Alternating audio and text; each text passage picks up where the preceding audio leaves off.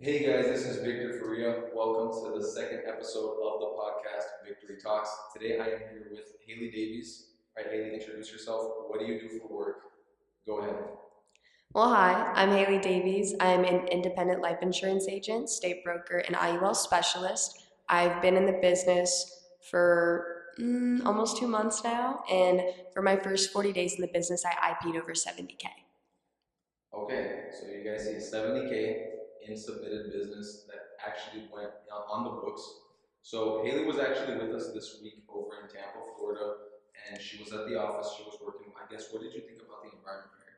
I thought it was really positive. I like that even though there's so many opportunities to have like outside noise get into the business, like there's so many fun things to do in Tampa that would draw you away from the office. I liked how many people were locked in, still working, very committed to the industry. You don't see that a lot when you live in such an exciting place, especially because a lot of our agents are really young, so it's hard to have that discipline.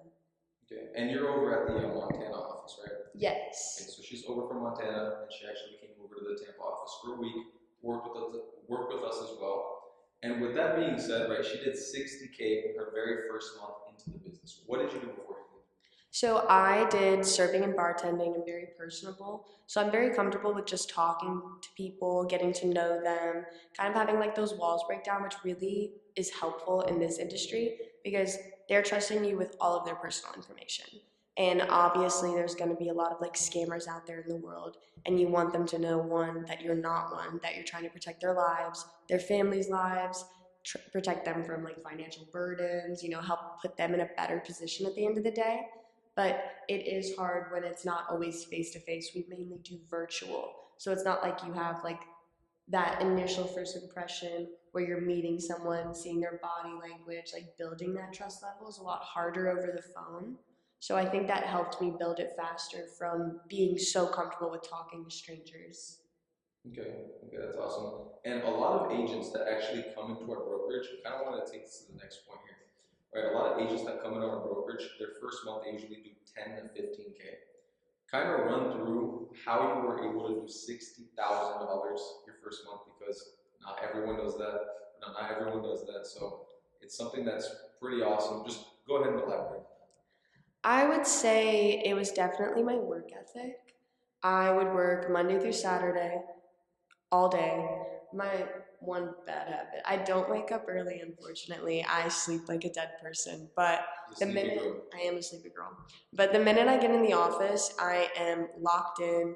I am calling clients, checking up on clients, calling carriers, asking if anyone else needs help with anything. Like, just completely locked into the business until the end of the day. Like, I should be working from 8 a.m., but I work from 10 a.m. to 10 p.m. or later just because that's how much I am investing into my business. And I know that I really wanted to start off strong and have these large results so that, one, I know that I'm already good at selling. I'm not going to have any like hindrances there and teaching other people how to sell. So, like, my way of starting this business was I'm not going to go DM 1,000 people to be my team. I want a quality team, and then I can build from that. And to build a quality team, you need to teach people how to sell. And how can you teach someone else how to sell if you don't know how? So I knew that I wanted to have those results to show people, yeah, I know exactly what I'm doing and I know how to teach you. Okay, that's awesome. And you did also mention that you were in bartending before, right? Yes. So how does that help with selling life insurance? Because obviously you have to be very personable. Every time I've been in the bar or anything like that, and I ask for a drink, they're always very nice to me, very friendly. So I'm assuming you're the same way, right? I'm very nice and very friendly, but I also know how to like take control of situations because when you're a bartender, when you're a server, people can get a little bit rowdy. I've worked in all types of different industries in service. So like I've worked in like a college bar where you have to tackle people going home in an ambulance if they're too stupid and too drunk and couldn't take care of themselves. You have to handle cutting people off and having control over your own bar and your own business. You have to control what kind of people are coming in so they're not harming others. Okay. And also just other little things to make sure everything runs super smoothly. So I think having that experience and being able to do that helped me with not only being personable, but also still being a professional, still having that professionalness on a call. Because, yeah, I'm the person you want to talk to. Yes, I'm the person you're going to come to for a drink because you're my regular, because I'm the best one, I'm the hardest worker, and I'm the most attentive. But also, you're going to respect me at the end of the day. And you're not going to fuck with any of the rules. You're not going to hurt anyone else. And you're not going to cause a scene because you know I'm going to see you do that. And then you're going to be disappointed in yourself because I've built those relationships with people. Okay, that's awesome. And since you are, since you mentioned your daily routine, you said you work from 10 a.m. to 10 p.m. basically every single day, Yeah. which is actually very important. How important, I guess, is it to work hard in sales, and how does it differ from someone that works maybe 5, 6 hours a day, rather than someone that like you that works 10 hours a day? See, that's my thing about like coming in early and everything. Like, obviously, like having that routine set up is so important, but your routine doesn't mean shit if you're only working for half the day. You know?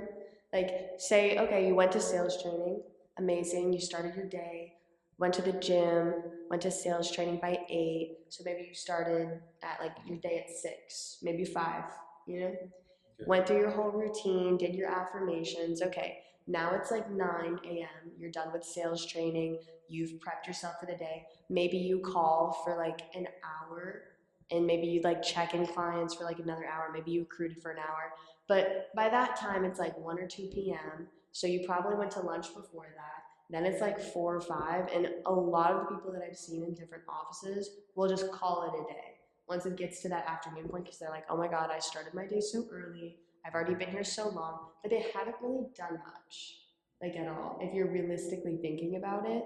Like, if you want a day to like solely focus on recruiting, do a day of that. Like, make that Saturday like your content and recruiting day so that you're marketing yourself. But if you don't know how to sell and if you're not putting the work to not only keep your book of business but also get new business, then you're not going to have results, and that's going to show to your recruits that if you don't have results, how are they? Like, if your recruits have more results than you, how are you going to keep them under you? Or not even just under you, but in your business and wanting to work with you if they're already doing better. You gotta lead from the front, right? Exactly, you have to lead from the front. And in terms of building a team, because obviously you want to build a team pretty soon, how are you going to go about in terms of recruiting? How have you been doing that? Kind of just go into depth. I have been doing it pretty casually, to be honest. Every person that I've talked to about the industry has come to me first. So they've seen me post my results, be like, oh, this is my 1 week of IP 21K, which happened. And be like, I really want to get in your industry. I don't understand like how you're doing this, how you're being so successful, and I want to learn more. Like, I want this opportunity. So I've had all my people that I've been recruiting reach out to me first, and then I start talking to them, but I'm very transparent. And I don't want them to get into this industry thinking it's like the end all be all savior thing of their lives, because you have to work hard, you have to be dedicated, and there is a chance you're not going to have the results you want, the money that you want right away. And I feel like that transparency is helping me get people not only to trust me more, but want to stay with me. Because I definitely, in the beginning of my experience, experienced a lot of lack of transparency, which made me not want to work with certain people. And that builds a bad reputation for your business. So that's how a lot of people, because you'll hear about it, where they build these huge businesses, they have all these recruits, they have this huge team, and then it gets taken right out from under them. And the reason why it's getting taken right out from under them is because the minute someone offers a better offer, they're willing to take it because they're not in the industry to learn from that person, to be like mentored by that person. They're in that industry solely to make money.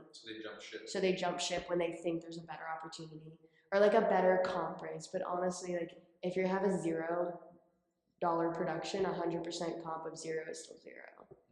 And how important is it for you? Because us getting into the business, well, we work sales together, right? So we're obviously under the same team, and under Katie Land's team, his agency is Aries, so we're under that same team as well. How important is it to have the right mentorship when working sales? Because if you don't have that mentorship, obviously, you're going to crumble at some point. So how, for you, right, how important is it to have that mentorship? I would say it's extremely important, because if you don't have that mentorship, if you don't have someone that's able to teach you the right way to do things, one, there's a chance you could commit insurance fraud. Two, there's a chance that you're not gonna have that momentum to build yourself, build your sales, build your business because you don't have anyone that you look up to. If there's no one in your agency that you would like to trade places with, you're in the wrong agency.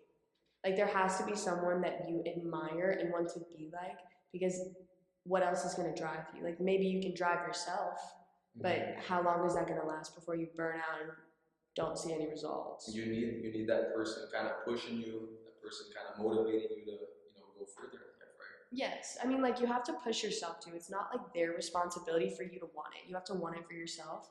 But if you don't have anyone around you that wants it, that's such a bad mentality, and like that's gonna lead to like a toxic work environment. Where if you're the only one doing well in your work environment, change your environment, and that's what gets people to jump ship too. Okay, and then just kind of going back to what I was saying about how some of the agents when they first start in sales, especially in the area that we work in, life insurance sales, a lot of them they do 10, 15, maybe even 5K to start off their first month. Now, do you think that there are bad habits that they can get better on? Do you think that there's a few things that you would do differently? Like, what would you say to someone that's just starting their first month? They did 5K, 10K. How can they hit 60K like you did? I would say start from like the groundwork up, like their foundation, skill set. Do you have one? Like, period. A lot of people, when they get on the phones, they have no control. They're still reading off a script. They don't know what they're talking about. They don't know what carriers are going to approve their clients. They don't know how to present things well enough. They're sometimes more of like an information center than actually someone that's going to be setting them up with these policies. So they're super wordy. And when you're super wordy, it kind of sounds like you're lying or trying to like fluff something up when you're not as confident as saying straightforward what it is. Because when you're over explaining every detail, you've already lost the interest of the client. They don't really care. Exactly. You have to be quick to the point. You have to be quick to the point. You don't want to sound like a telemarketer. That's where the personalist comes from. A lot of people, especially because we do have a lot of people coming in that are very young, are awkward. And they don't know how to just talk to people and conversate, especially with like social media and like all these platforms that have like taken that aspect of raw conversation away from them, and they've never had to work a job where they were forced to be in a position to have to conversate with people. I think that's a big one. But I would say it's the confidence on the call, it's the lack of knowledge on what to do, how to say it, what the products are, like skill set. And then I would also say work ethic. Like they just don't work hard enough. They're like, oh, I dialed 10 people just now. They all didn't pick up. I'm gonna call in a day. Like that's a ridiculous mindset. Because what if the 11th person answers and you sell them like a 10K policy? Exactly. You never know what's coming. Put what, like 6,000, 7,000 in your bank account. Exactly. Right? So it does come down to a lot of work ethic, which is super important. And going on that as well, a lot of people they struggle in sales because they just don't know how to speak properly. I listen to her on the phones, right? Obviously she's doing 60,000. I'm not there yet. I will be at some point. You absolutely will. But a lot of the things sometimes when she talks on the phone, she doesn't say any buts. No stuttering. No stuttering, because that shows your client exactly the person you are. They're not going to trust you. Yeah. Right? A lot of the times that people say like, "Hey, would you buy from yourself?" I listen to you, dial, and I think to myself like, "Yeah, she's pretty good on the phones." Like I would feel trustworthy if that makes sense. Yeah. So, and a lot of, like you said, these new agents that they come into the business and stuff, they're not really locked in. They'll be doom scrolling. Yeah. On Instagram, they won't be working for too long, and they'll be working 4-hour days. So I guess you're doing the complete opposite of that. Yeah, I'm working hard. I built my skill set. I'm personable, and I'm like actually working when I'm at work. And then you said that you were recruiting a lot more casually. You're going around talking to people. Yeah, networking in person I think is a super important thing, because if they've met you in person before and they like can see your results, like see how you act, how you hold yourself, and like how you talk about the business, it's a lot more trustworthy than like getting a DM on Instagram and then going on a call. Because I've never met you before. Why would I trust you? Why would I not think all of your social media is fake? But when you're meeting someone in person, it just adds that dependability and reliability to it as well. Because I'll be recruiting people and I won't even know I'm recruiting them. Like I was having a little bit of fun this weekend for Memorial Day, and I met a few girls that are interested in going into life insurance simply because they met me. Like I didn't even have to try because it's a good industry. It sells itself just like our policies do. Yeah. You just speak your story. I mean, anyone would be kind of pretty much interested. She went from how much are you making in bartending, if you don't mind me asking? Depends on the bar, depends on how much I was working, but I would say on average when living in Bozeman, Montana, I would be making 1,200 to 2K a week. Okay. And then with how I was selling, starting out and getting into the life insurance industry as a whole, it started to be on average, I'm getting paid like at least like 5K a week Okay, that's awesome. with those deals coming through. So Exactly. it's Yeah, guys. significantly better. Yeah, 5K a week. So 5K a week first month. Obviously, if you sum that up, 20, 25K net a month that's going into your bank account. Yes. Right. So guys, if you total that up, she's probably gonna make around over 300,000. She's easily gonna make over 300,000 this year into her bank account. So when it comes down to sales and you're debating on whether to get into sales, you think that it's a scam. Guys, a lot of opportunities presented to us we think are scams, but if you don't take advantage of the opportunity now, you are going to be broke forever and you're going to be left behind forever. So how important is that to you when you're recruiting and talking to people and developing a relationship with them? How persistent are you not to just get them into the business, but to change their lives? I like to say that like when I get a recruit, I want to invest fully in them, but at the end of the day, it's their choice. If they're not going to put in the work, then I'm not going to force them to change their lives. But I will tell them what it is, how it's changed my life. And if they have the initiative to take it upon themselves to go through with it, then that's a recruit I want. Because I don't want someone that's not going to care and that's not going to work and that's not going to try, doesn't have any ambitions for the future. You're not going to just take anyone. Yeah, I don't want to just take anyone. I want people that are actually I can invest into because I'd love to do that for them to make them better and that they're actually going to have the results that I can teach them to have. Mm-hmm. So if they're not willing to grow, then I can't push them to do that. It's their choice at the end of the day. To grow. I mean, they're going to have the right mentorship. You can give them the most mentorship that you want, but at the end of the day, if they're not even pushing themselves, if they're not getting out of bed, they're not going to sales training, they don't even have that grind, then you're going to be dead in this business. Exactly. You get paid from production, guys. So you can make a boatload. We've seen dudes, the direct deposit 70,000. Yeah. Dudes and gals, whatever, 70K into their bank account from one deal. And then there's still people calling this opportunity a scam. The reason that you think it's a scam is because you've been taught your whole life that any kind of opportunity that's presented like this is a scam. However, Hailey jumped on that opportunity. She made 60K her first month. Obviously, she's really good on the phones, but she made 60K her first month. I think the reason that people think it's a scam is most people aren't willing to work hard. They rather have their settled salary crap job. Like that get rich quick scheme. Yeah. Like they're so comfortable with where they are.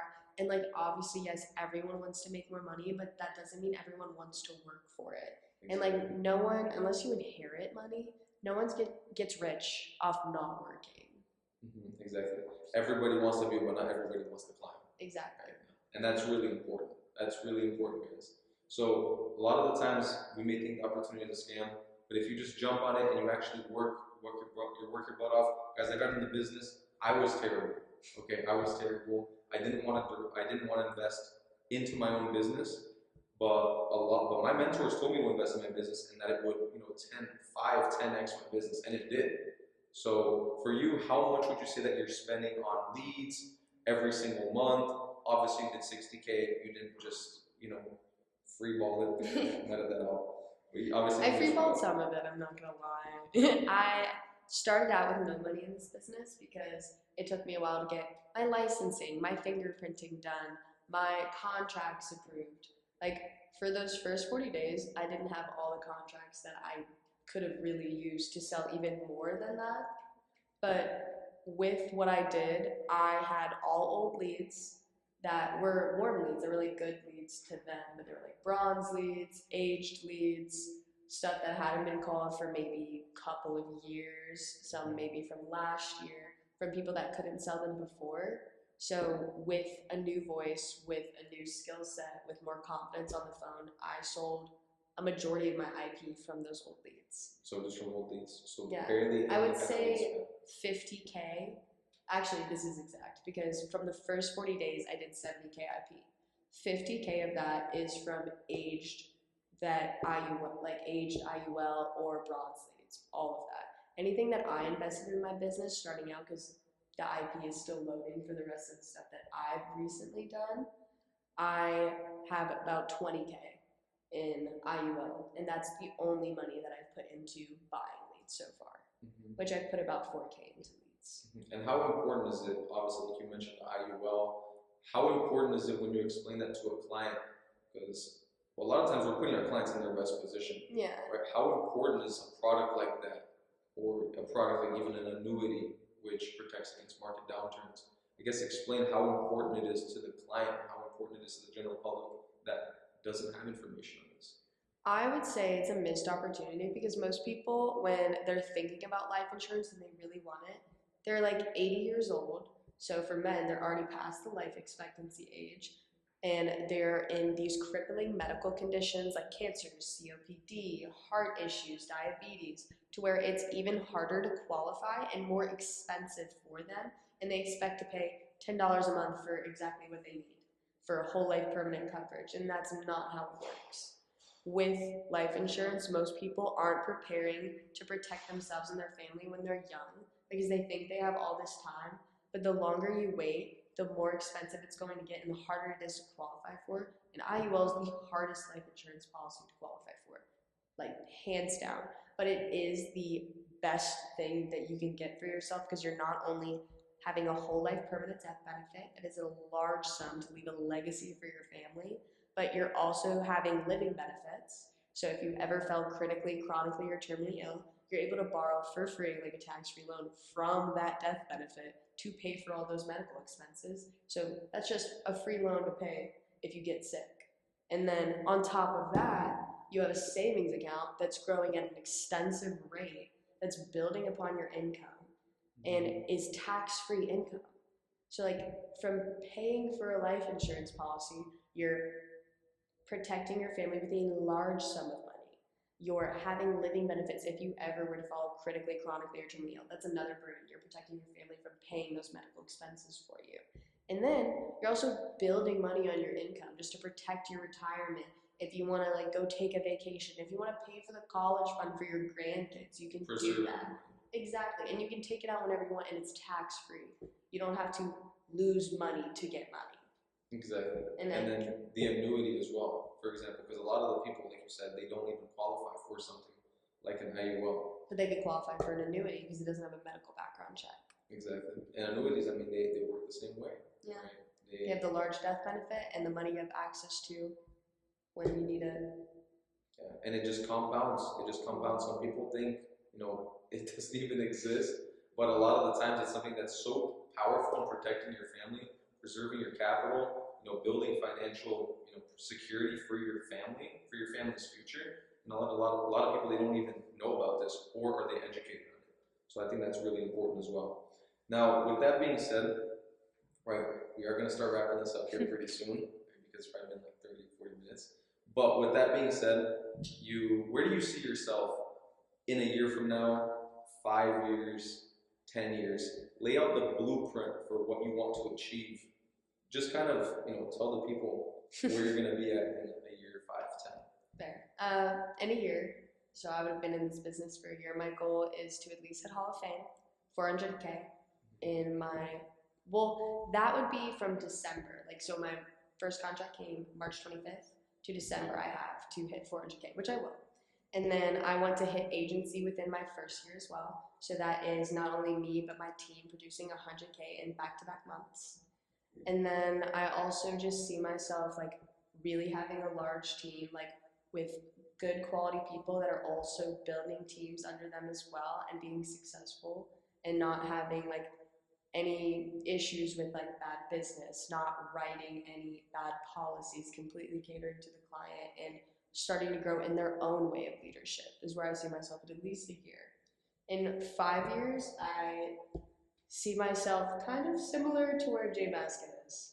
Yeah. Honestly, I see that I can do that because I know the systems, I know how to implement, I know how to be a leader, and I know how to sell, You know how and I to know how to learn. market. You know how to learn from people that obviously, like a guy like Caden, who he's doing a lot. You know, his team, he's hiring a lot, and he's helping a lot of the people that he hires sell at a very consistent and very high level. Oh yeah, Caden, I would like to give a lot of my credit for my motivation as well because seeing him makes me want to be like him. He's someone I do see in this industry that I'd switch places with. So by having him as a mentor, that pushes me to go harder in this industry. And I could see myself in 5 years, like traveling with my team, like being able to like take them on trips. Like Caden invests so much in his business, and I would love to be in the same position to do exactly what he does, but maybe even more. Yeah, and guys, as the life of a business owner, we invest a lot into our business, whether it be leads, whether it be marketing, whether it be, like you said, recruiting on Instagram, ads, all of that.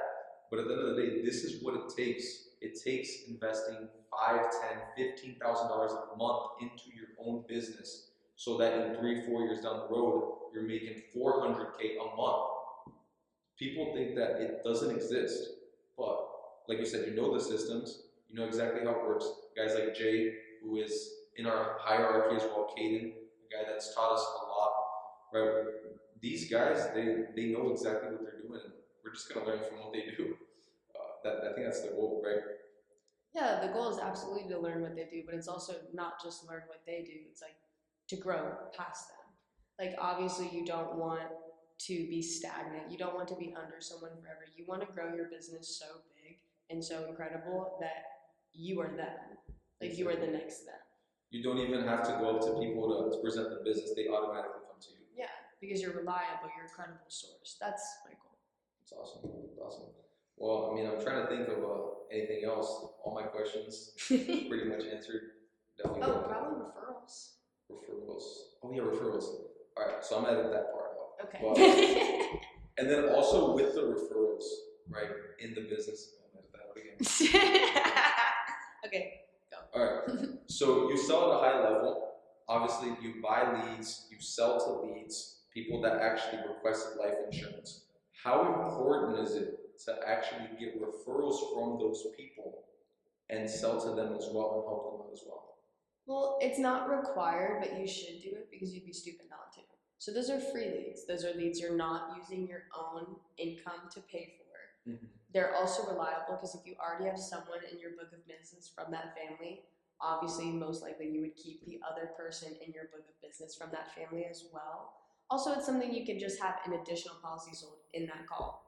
Half the time I'm suggesting little policies here and there, like kind of like subconsciously being like, oh, well, we're getting you an IUL today. Like, do you want to protect your kids so you don't even have to save up a college fund for them? They could just already have their own because F&G does policies for people that are under 18. Mm-hmm. Like, just kind of like putting in these little ideas, or like, oh, does your parent have like their funeral expenses paid? Do they have coverage? Or, oh, so we're getting an IUL for you. What about your wife? What if something happens to her? Okay, that's 2 IULs right there. Protecting both of them, putting them both in the best position possible. And their family members. And their family members or their friends. Most of the time, like when I'm on a call, I am suggesting other policies within that call by getting to know their family.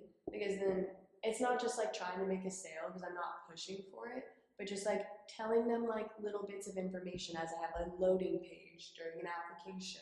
And by doing that, I'm putting the idea in their head of how to put their entire family in better positions. And then they're wanting to do those policies. And then also they're referring me to their other friends and other family other than the ones we already set up in that call. Because not only do they trust me, not only do they see that I'm reliable, I'm giving them the results that they want, but now they're like, oh, you did so good helping me and my entire family. I would love for you to help more families. Exactly. Yeah. So they just give your contact out to other people so they can contact you. A lot of times I've had referrals contact me to ask me to protect them. Yeah. And it's powerful because guys, it's not like we're scamming people. We're helping people secure their family financially for the rest of their lives, securing their future generations. So we help people, and we're lucky to get paid. Thank God. Yeah. So I think it's something. I think it's something awesome. And then, well, Hailey, it's been awesome to have you on the podcast. Anything else you want to add in there? I would say getting free leads isn't just getting referrals off your own leads. Like meeting people in person, like networking, talking to them about what you do can really help generate leads itself or even generate recruits. So if you just meet someone, they ask you about what you do, you start talking to them about it, you ask them if they have any policies or they like their job, if they have like a comfortability there, if they're making good money, if they want more. Like that's the easiest way not only to get a recruit but also get a lead. It's just being comfortable with the uncomfortable, just talking to people. Just put yourself in uncomfortable situations, Yeah. and you're gonna find yourself doing good in this business. I mean, pretty much any business. Absolutely. Just be uncomfortable. Get yourself out of the comfort zone. I mean, you guys heard it here first. So what we're saying is this is an opportunity for anyone 20, 30, 40, 50, 60 years old to get into. You're getting paid from protecting families. Thank God this is what we do. This is the best and most scalable business that I've been presented to in my life. So, guys, well, it's been a pleasure to have Hailey. Hailey, thank you very much for being on the podcast. This is the second episode. I hope you guys enjoyed a lot, and this will be uploaded very soon. You guys take care. See ya.